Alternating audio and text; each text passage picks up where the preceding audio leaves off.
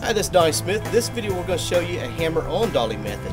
In the last video we roughed this out with hammer off dolly and got it close to the shape it's supposed to be. Once you get to that point, you can use hammer on dolly. Now hammer on dolly is only used for the final stages of straightening.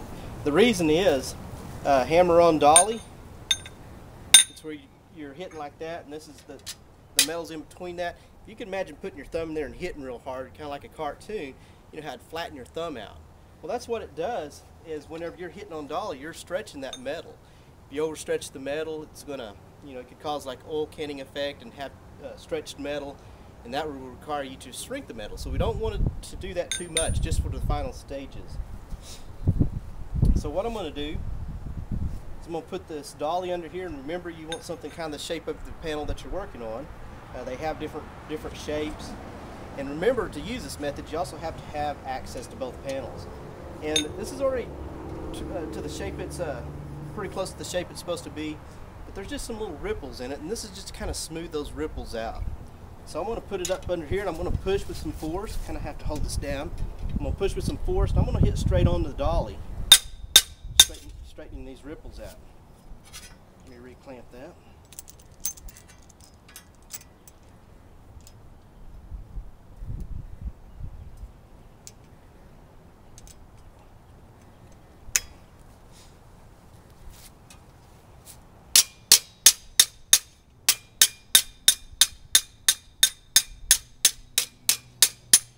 And also, when you're hammer on dolly, you'll know that you're doing that whenever you hear this ping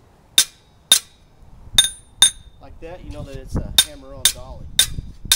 Because unfortunately, whenever you're doing hammer on dolly, you're usually up under the fender with the dolly, and you're over here. You can't just see it like this, so it's a little bit more difficult because you can't see, where you're at with the dolly. But you hear that ping, that means that you got it right. And that just smoothed all those ripples out.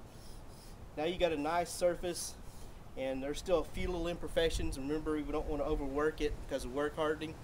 We'll prepare it for body filler and apply body filler to that to get it ready for primer and paint.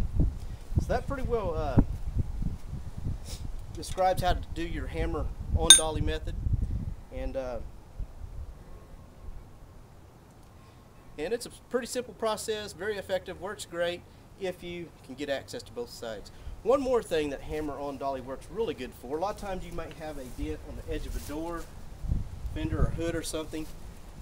Hammer on dolly works really good to straighten your edges back out. To get that edge straightened back out. But that pretty well wraps up the hammer on dolly technique. Next video we're going to show you how to use a slapping file.